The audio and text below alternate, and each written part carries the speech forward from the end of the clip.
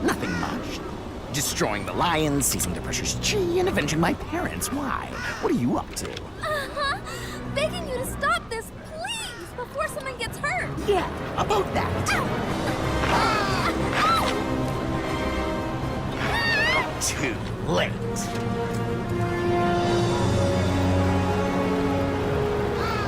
Hello there everyone, welcome back to a brand new video. Today I have a brand new special podcast episode. Today I'm joined by a very special guest. Today I'm actually joined by an actor, or I suppose a voice actor, who played one of the characters in the Lego Legends of Chima TV series. And I've got to say, as a big Lego Chima fan, I am really excited to finally meet one of the Lego Chima actors. So alright, let's get into it and let's do the podcast episode. I'm really excited, let's go. Hello there everyone, welcome back to a brand new special podcast episode. Today I am joined by a very special guest, or a special guest is joined today, and that's going to be David Attar. I think, hopefully I nailed that. Hopefully I said that.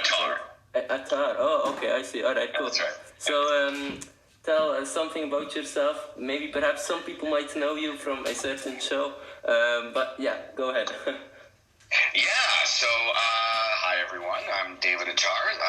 Honored to be here with Lego Boy and on this podcast. I am a voice actor. I'm also an actor. Can't remember a time where I didn't want to be a voice actor, and Lego's Legends of Chima was my very first cartoon. So it was really exciting to be cast in that. I played Cragger, I played Rogon, I played Dom Delawoosh, Krug, and a lot of others. And honestly, it's been 10 years, so I can't even remember half of them. But it was a dream come true to have, and then eventually, when you get your own action figures, and then you're on Saturday morning cartoons. Exactly. It was quite a dream come true, that's for sure. Yeah, exactly. Right, like I said, thanks so much for joining me. As many of my fans already know, I'm a big Lego Chima fan, and it's such an honor. But anyway, I've got a few questions for you today. So I guess let's start off with the first one. I guess that's going to be the first one, which is, do you have a favorite Lego Legends of Chima episode, or like a story or some sorts? My favorite episode was the one with Dom Delawoosh. I think, I know it was kind of a one-off episode, but that character was so much fun to play.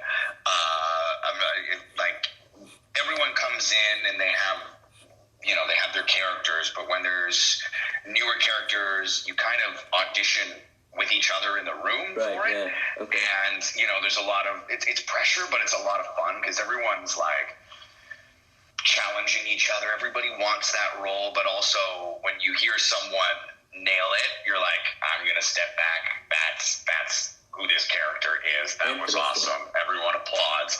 And that was that one just happened that way for me. It just came out of me I'm the whoosh, I win. And it was hilarious. We had a blast with it. People couldn't stop laughing.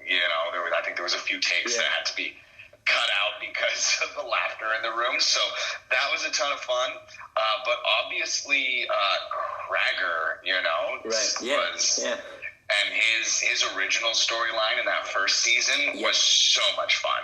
That's cool. Him losing his parents and then, taking it out on Laval, and that was a really fun arc to play. Yeah, that's really cool. I wrote down that you played Dom Delawoosh, Cragger, Rogon, and also Stelfor, the side man from Sir Fangar, the the general, or so, I suppose. And I believe another wolf, the black-haired wolf, I believe. Was it Warriors, I think? I think it was Warriors. No, wait, Warriors is the main wolf, so one of the 8 main characters. I believe that's played by Scott Shans, so yeah. Oh, right, okay. Yeah, but hey, that's a really interesting story because, Dom DeLuise was a very one-off character. He appeared, I think, 3 times in the entire show, and he always like has a I guess a very bright color, because he's also a peacock, and I think that's like a very interesting choice from like the writers or like the creative team behind Chima, like to put a peacock in the show. I mean, that's like that isn't like an animal you would think of. Like I would think to be in the forest with everyone else. Exactly. And he didn't have his own tribe and everything. Yeah, exactly. But it was a fun storyline, that's for sure. Right, exactly. So I guess that's interesting to hear. So there were a few other actors who got the chance to voice him, or. Oh yeah, it's common. I mean, it used to be more common when we'd all be in the studio together. Hopefully that comes back, but with COVID, you kind of do it one at a time now. Exactly. But you'd all be in the studio together, and before you'd start the episode, there was 2 or 3 characters that were new that had a line or two, and every now and then there'd be a bigger one, like Dom DeLaWoosh, and you guys would, everyone would come with a voice, cool, and perform it right there on the spot, and then the director would be like, "Okay, Scott, you got that," and All right, that's very interesting to hear. I've never heard that one before, but hey, all right, that's interesting. All right, so I suppose let's move on to the second question, and that's going to be: do you have a favorite Lego Chima character? And go ahead. I mean, for me, it's a toss-up between Dom DeLaWoosh and Cragger. Obviously, Cragger was such a big part of the show, and really allowed me to express so much of teenage angst, and it's a voice that I can really do for so long without breaking my throat at all. And I can yell in it and go big, and it just allowed me to go so over the top. And they were great about just allowing me to go so overboard with his rage. He was so much fun to play. All right, cool. Cragger has like a unique voice, to be honest. Like Laval has like a pretty normal voice, I guess, but Cragger has like a hero's voice for sure, exactly. I always thought like Cragger's voice was very unique, because I mean he's kind of like not really a bad guy at like the last seasons, but like his voice keeps it's like still the same. His voice like stays the same, and I think that's very interesting, because I mean he has like a very, I suppose, high-pitched-ish voice. I guess. I was happy that they didn't change him too much. He was still, he was a good guy, but he was still struggling with being a crocodile and wanting to, stir the pot a little bit. That's true. So I guess let's move on to the third question, I guess. So alright, do you have a favorite Lego Chima set? Or maybe like, I don't know, like a certain Lego character you have or something. I loved, what was like the battleship? Cragger's battleship was really cool. That's a great set. That was a lot of fun. So I really liked that one. I always thought like in the show that boat was like bigger, or I guess it's a boat, right? I always thought like the show version is a bit longer or a bit bigger, but I mean the set couldn't be that huge, of course. Of course.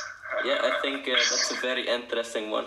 My favorite Lego Chima set is still probably going to be the Lion Temple. I mean, it's not like the Crocodile swamp stronghold, I guess, but like the Laval Lion Temple, I mean, it has a certain that was a cool set. Yeah, exactly. I think that set is great. So anyway, let's move to the next question. So do you have a favorite Lego Chima villain? I mean, you've got a few options, of course.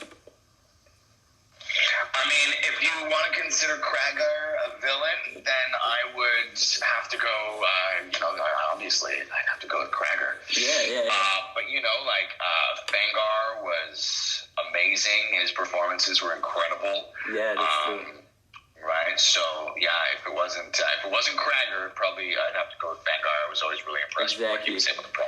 Exactly. Of course, Cragger is like the villain because of his sister. So I guess the one true mastermind behind it all is, of course, Crueler, his sister. Right. Yeah. But yeah, I Bethany guess. Brown, the great Bethany Brown. Yeah, exactly. Yeah. She also voiced Eris, obviously. That's right. So it's funny because we used to stand next to each other in the studio, and one second she'd be playing like the evil sister, you know, plotting. Yeah. And the next session she's Ares, and I'm like Rogon, and like I'm in love with her. And I was really That's right. Yeah. It's fun like, bouncing between those two dynamics. yeah, isn't that like fun? Because I mean, she is like also like I guess your in-show sister, but also like a different personality as for like Eris. I think like that could be like very funny to hear because I mean she would do like a switch or something, totally different personality too. Yeah. Very talented, and she was so fun to work with. All right, nice, cool. So I guess we'll end up at like the second last question ish. Do you have any thoughts about Lego Ninjago Masters of Spinjitzu, like the other Lego show that is currently still alive, I suppose? I mean, Ninjago has had such an amazing run, and I'm always so impressed. I would love to get on that show. It records here in Vancouver too. Oh, when they both came out around the same time. Yeah, we got 2-ish years apart. I think it was the same season, right? Or same year. Yeah, Ninjago released in 2011. Chima aired in 2013, so 2 years apart. But like few seasons, like for example, season 3 from Chima aired on the same time season 4 as Ninjago. So I guess they both kind of had like their own seasons with each other, I guess. Right. So very different journeys, very different shows. Exactly. Yeah. I would have loved for Chima to have had the same kind of run Ninjago's had. True, yeah. Because, they've been, really, really impressive. And the fan base for Ninjago, the fan base when it comes to Lego is amazing. So, exactly. But yeah, it's definitely a goal of mine to get onto that show as well and play a part there. It just keeps going and going and going. And actually, I was just at a little gathering with a few other voice actors in town. There was a few of the voices there, so that was fun to catch up with them. Oh, right. It's a great show. The toys are really cool. Kids love it. Exactly. And just keeps going and going. And what's nice about it is it's its own brand, Chima. True. Yeah. It wasn't, it's not Marvel. It's not Star Wars. Exactly. It's not a brand that they've consumed. It's their own, and they've been able to do such a great job with that storyline. Yeah, exactly. Sadly, the show kind of ended like I think like a week ago because like there were like 16 seasons and they're probably going to make another show like next year, but we're not quite sure if that's going to be like a continuation of the show itself. Yeah, it kind of ended right now, but we'll see in the future. Hopefully it will return. Oh, has it come to a stop? Yes, wow. Yes, okay. It has. Wow. Which is fingers crossed. Quite sad, yeah, hopefully. And of course, hopefully, Chima will make a little reference, hopefully, like, they could do something with that. I would not be upset if they did. Yeah. It'd be fun to bring back. Yeah, exactly. Luckily, they actually did some, appearances from certain Chima characters in the show. Like, for example, in season 5 of Ninjago, which was about ghosts, Lloyd, the Green Ninja, and Moro, the Wind Ninja, actually traveled to the Chima realm, which was very insane for me because back in the day, when I was like 6, 7, 8-ish, I was like totally shocked because Chima was my favorite show that actually was on TV, and Ninjago too, and I was like, oh my god, this is insane. That's amazing. Yeah, that's true. And also in season 11 of Ninjago, the beavers appeared in it, which was quite no way. Yeah, that's really cool. And also season 12, a little beaver appeared in the background. and also season 15. Yeah, there are a few little Chima details on the background of certain Ninjago episodes, and I just think, I mean, hopefully one day, hopefully we'll get a little, Chima and Ninjago crossover that is a bit longer than a few minutes. That'd be a lot of fun. Yeah, that would exactly. be a lot of fun. But of course, that's up to the Lego master. That's up to the powers that be, the Lego masters up there. Exactly. Yeah, exactly. But that's really fun to see them too. And I guess hopefully we'll see them. And I think that's pretty much it. Thanks so much. I don't really have any more questions left. Thanks so much for joining me today. I really appreciate it. We've had this plan for 2 weeks-ish.